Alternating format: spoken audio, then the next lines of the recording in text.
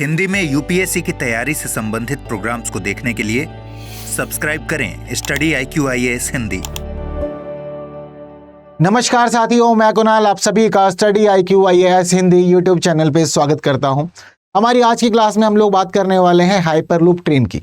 अब hyperloop train की बात करनी क्यों है और क्यों खास है अपने आप में ये ट्रेन, आइए विषय को जानते समझते हुए हम लोग आगे बढ़ते हैं।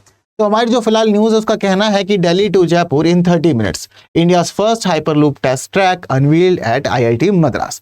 तो देखिए जी, IIT मद्रास में किया गया है भारत के पहले हाइपरलूप टेस्ट ट्रैक का अनावरण। और ये जो हाइपरलूप टेस्ट ट्रैक है, ये ट्रैक कुल 422 मीटर लंबा है। अब ये समझ लीजिए कि यहाँ जो ट्रैक तैयार किया गया है, इस ट्रैक के तैयार किए जाने के बाद अब भारत में हाइपरलूप ट्रेन के चलाए जाने की संभावनाएं पूरी तरह से खुल गई हैं। इस ट्रैक को IIT मद्रास में अनावरण किया गया है। दूसरी बात यह है कि इसको तैयार करने का कार्य भी IIT मद्रास के द्वारा ही किया गया है, लेकिन ये काम इसने अकेले नहीं किया है, बल्कि ये काम किया गया है भारतीय रेलवे के सहयोग से। दरअसल भारतीय रेलवे इस पूरे के पूरे कार्यक्रम की फंडिंग कर रही है और अब तक 10-10 लाख डॉलर की 2 अनुदान दे चुकी है। हालांकि फिलहाल वर्तमान में हमारे जो रेल मंत्री हैं अश्विनी वैष्णव साहब, उनका यह भी कहना है कि अब समय आ चुका है कि जो तीसरा अनुदान है 10 लाख डॉलर का, वो अब दे दिया जाए, क्योंकि कार्यक्रम काफी तेजी से आगे बढ़ रहा है और जल्द ही भारत के अंदर हम देखेंगे कि हाइपरलूप ट्रेनें भी शुरू हो जाएंगी।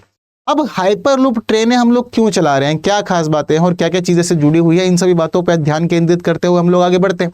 अभी तक आप लोग ये बात ध्यान रखिएगा कि जो ये फिलहाल हाइपरलूप टेस्ट ट्रैक यहाँ पर तैयार किया गया है, इसके ऊपर अभी तक 100 किलोमीटर पर आवर की स्पीड से जो टेस्ट था वो कंप्लीट किया जा चुका है। इसके अलावा अभी वर्तमान में जो तैयारियां चल रही हैं, वो तैयारियां चल रही हैं 600 किलोमीटर प्रति घंटे की रफ्तार से ट्रेन दौड़ाने की। लेकिन मामला जो है वो यहीं तक सीमित नहीं है। दरअसल जो ये हमारा हाइपरलूप टेस्ट ट्रैक हम लोगों ने बनाया है, हम इसके माध्यम से चाहते हैं कि भारत में 1000 किलोमीटर प्रति घंटे की रफ्तार से अधिक ट्रेन दौड़े। हम फिलहाल ये चाहत रखे हुए हैं। दरअसल फिलहाल हमारे जो एक्सपर्ट्स हैं उनका ये मानना है कि देखिए जी, यहाँ की जो स्पीड है वो रहने वाली है 1 मैक। हम चाहते हैं कि 1 मैक की स्पीड से यहाँ पर ट्रेन दौड़ें। अब 1 मैक होता कितना है? Anyone of you know about it? तो जल्दी से मुझे फिलहाल इसका आंसर कमेंट बॉक्स में बताइए जरा। ठीक है, देखते हैं कितने लोगों को पहले से पता था मेरे बताए जाने से पहले। बाकी फिलहाल स्थिति ये समझ लीजिए कि जो ये 1 मैक की गति है, हम चाहते हैं कि इसके माध्यम से या इसके तहत ही गाड़ियां यहाँ पर दौड़े। अब कितना होता है तो समझ लीजिए कि अगर हम लोग यहाँ पर बात करें माइल्स की, तो देखिए 1 मैक के तहत जो माइल्स होता है वो होता है 761 माइल्स पर आवर। ठीक है, वहीं अगर हम लोग बात करें किलोमीटर्स की, तो यहाँ मामला जाएगा 1000 किलोमीटर से भी ऊपर, क्योंकि लगभग 1224 किलोमीटर पर आवर का मामला होता है 1 मैक में। अभी फिलहाल हम लोगों ने क्या किया है, अभी हम लोगों ने 100 किलोमीटर पर आवर की स्पीड से जो टेस्ट था वो कंप्लीट कर लिया है। यहाँ पर 600 किलोमीटर पर आवर की स्पीड से जो टेस्ट किया जा रहा है उसकी तैयारियां चल रही है। मतलब धीरे धीरे हम लोग अपनी क्षमताओं को बढ़ा रहे हैं और खुद की मजबूती सुनिश्चित कर रहे हैं यहाँ पर। इसके अलावा अब देखिए, जिस प्रकार से आपको मैं लगातार बात बता रहा हूं स्पीड की, तो ये समझ लीजिए कि ये स्पीड इतनी अधिक है कि यहां पर अब बुलेट ट्रेन भी फेल हो जाएगी। अभी तक हम लोग बात करते थे कि भारत में बुलेट ट्रेन चलाई जाएगी, भारत बुलेट ट्रेन वाला देश बनेगा, लेकिन अब समझ लीजिए कि बुलेट ट्रेन वाला जमाना पुराना हो चुका है। ये कल की बातें हो गई हैं। अब आज की बातें जो हैं वो हाइपरलूप ट्रेन की है। इसके पीछे का रीजन क्या है कि अगर हम लोग देखते हैं कि जो हमारी बुलेट ट्रेन है, तो बुलेट ट्रेन की जो स्पीड होती है वो जनरली 320 किलोमीटर पर आवर की होती है। कितनी होती है? 320 किलोमीटर पर आवर की स्पीड होती है। हालांकि भारत में हम लोग जो कॉरिडोर बना रहे हैं फिलहाल बुलेट ट्रेन के लिए, उसके अंदर स्पीड जो है वो 280 किलोमीटर पर आवर है। अब समझिए अपने आप में कि कहाँ 320 किलोमीटर पर आवर, कहाँ 280 किलोमीटर पर आवर, और कहाँ हम लोग बात कर रहे हैं 1224 किलोमीटर पर आवर की। अपने आप में एक बड़ा अंतर है, समझ लीजिए। तो बुलेट ट्रेन को तो रख करके पानी पिलाया जाएगा यहाँ पर इस हाइपरलूप ट्रैक के माध्यम से, हाइपरलूप ट्रेन के माध्यम से। ये हमें यहाँ पर पूरी तरह से पता चल रहा है और मामला भी काफी अच्छे से सुनिश्चित हो जा रहा है। अब ऐसा क्या हो रहा है कि ये ट्रेन अपने आप में इतनी ज्यादा तेजी से दौड़ जा रही है, पूरा का पूरा मामला इतना अधिक अच्छे से हो पा रहा है, ये कैसे हो पा रहा है और इसके पीछे की कहानी क्या है? तो देखिए, इसके लिए समझना होगा हमें इसका जो सिस्टम तैयार किया गया है वो। ठीक है, तो देखिए दरअसल ये जो पूरी तरह से हम लोग देख पा रहे हैं, ये हमारी टनल है। पूरी तरह से हम लोग इसको साधारण शब्दों में कहें तो क्या है, ये हमारी टनल है। ठीक है, टनल कह सकते हैं इसको, वरना इतना समझ लीजिए कि इसको कहा जाता है वैक्यूम ट्यूब। क्या है ये? वैक्यूम ट्यूब है। हाँ, अब ये मत कहिएगा कि सर हमारे घर के आसपास तो ऐसी बहुत सारी बनी हुई है, हम लोग बचपन से देखते हुए बड़े हो रहे हैं, इसमें नया क्या है। दरअसल जिस इस प्रकार की जो पाइपलाइंस होती हैं, जिन बड़ी बड़ी मोटी मोटी पाइपलाइंस को हम लोग अपने घर के आसपास देखते हैं, वो हाइपरलूप ट्रेन का ट्रैक नहीं है। ठीक है, वो पानी की पाइपलाइन होती है, उसके माध्यम से पानी वगैरह सप्लाई किया जाता है आसपास के एरिया में। ठीक है, तो कोई भी इसको वहां से कनेक्ट नहीं करेगा, ये बात मैं यहीं पे ही क्लियर कर दे रहा हूँ।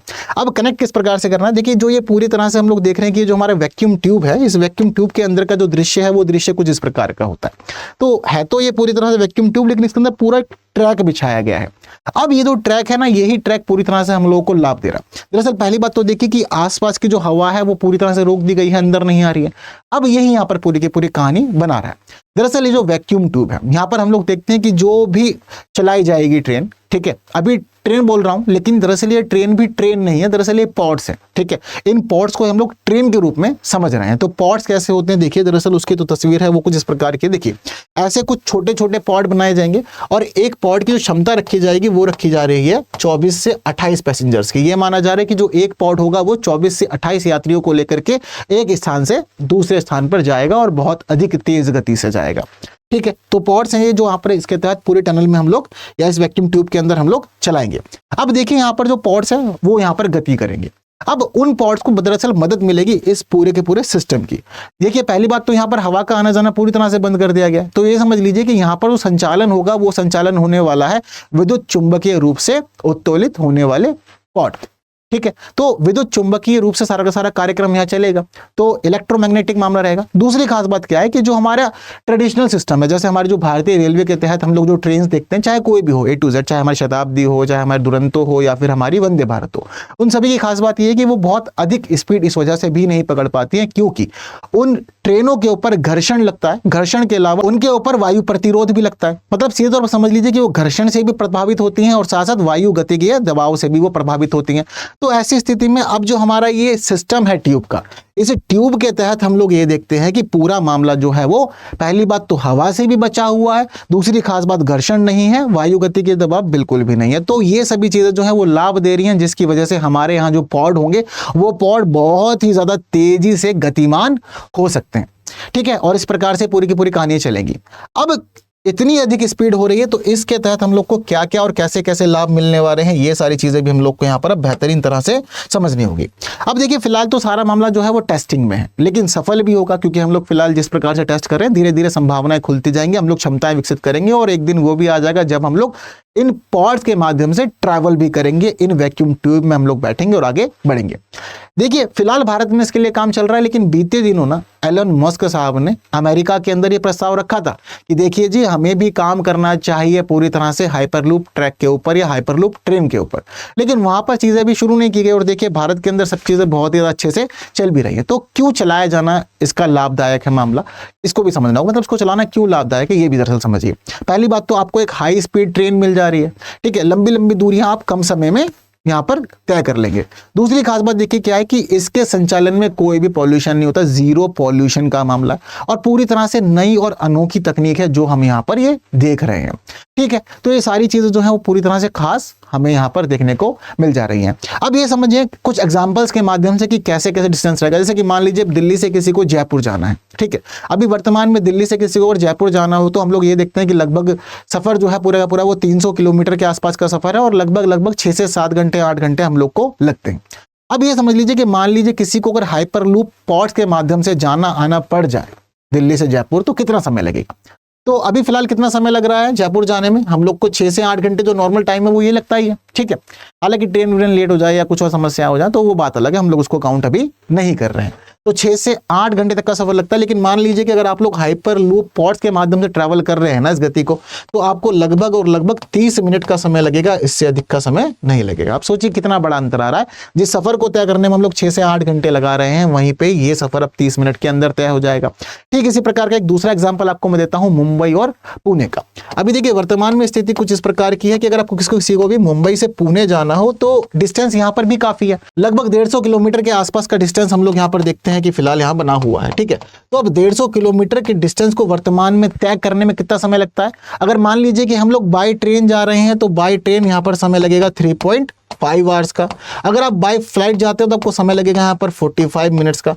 लेकिन अब हमारे जो ये हाइपरलूप पॉड हैं, इनके माध्यम से आप समझ लीजिए कि मुंबई से किसी को पुणे जाना है या पुणे से मुंबई आना है तो समय लगेगा मात्र आपको 20 से 25 मिनट, इससे अधिक का समय लगने वाला बिल्कुल भी नहीं है। किसी को अगर दिल्ली से हरिद्वार जाना हो तो 200 किलोमीटर का डिस्टेंस है और ये समझ लीजिए कि आपको मात्र 15 से 20 मिनट का समय लगेगा। तो ये समझ लीजिए कि बुलेट ट्रेन फेल हो रही है, लेकिन बुलेट ट्रेन के साथ साथ हम लोग देख रहे हैं कि यहाँ पर हमारे जो फ्लाइट्स वाला सिस्टम है, हमारी एयरलाइंस भी यहाँ पर इन हाइपरलूप पॉड्स की गति को पकड़ नहीं पा रहे हैं, वो भी पीछे ही रह जा रहे हैं। तो इन सब चीजों के पीछे का एक खास रीजन और क्या है, दरअसल यहाँ पर इंटरमीडिएट स्टेशंस की व्यवस्था नहीं है। दरअसल जैसे कि मान लीजिए कि किसी को दिल्ली से जयपुर जाना है तो ट्रेन जो रहेगी वो बीच में कई स्टेशन पर रुकती हुई चलेगी, लेकिन हाइपरलूप पॉड्स की खास बात यह है कि अगर इसको जयपुर जाना है तो दिल्ली से निकलने के बाद जयपुर ही रुकेगी, ये बीच में कहीं भी रुकने के लिए कोई भी कैसी भी व्यवस्था इसमें रखी नहीं गई है।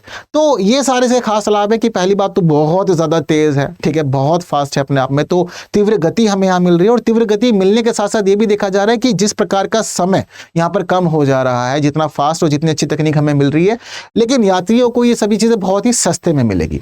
भरोसेमंद मामला, परेशानी वाली बात नहीं है, क्योंकि एक्सीडेंट वगैरह की टेंशन भी इसके अंदर नहीं है, क्योंकि सारा मामला जो है वो वैक्यूम ट्यूब के अंदर है।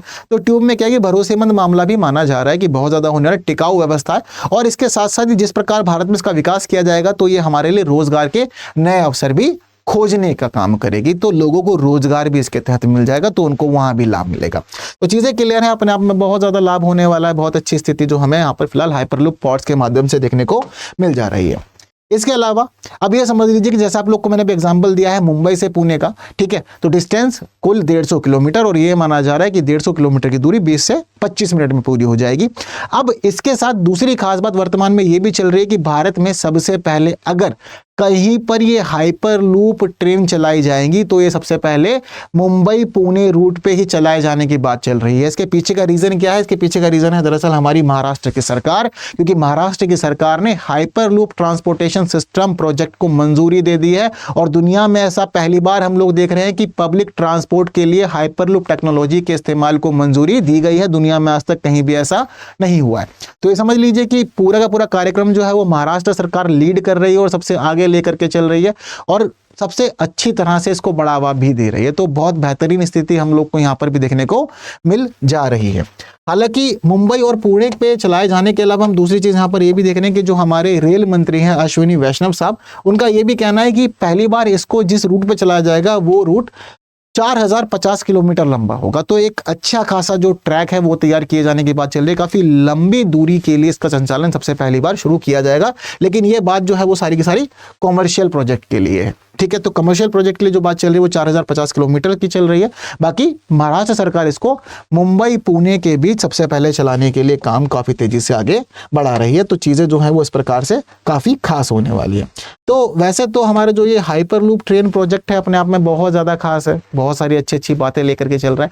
लेकिन फिलहाल अब जब ये न्यूज़ सुनी गई है तो इस न्यूज़ को सुनने के बाद कितने लोगों को लगता है कि हाँ भाई जल्द से जल्द तैयार हो और फिर बैठना है। ऐसा मैं क्यों बोल रहा हूँ? क्योंकि देखो जब कभी भी कोई भी नई चीज़ आती है ना तो हम लोग का मन होता है कि बिल्कुल इसका इस्तेमाल करना है, जल्द से जल्द ट्रैवल करें।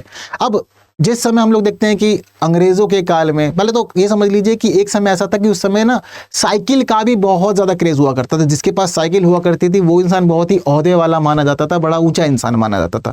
फिर बाद में साइकिल से हम लोग मोटरसाइकिल पर आए, फिर बाद में कार का हुआ मामला।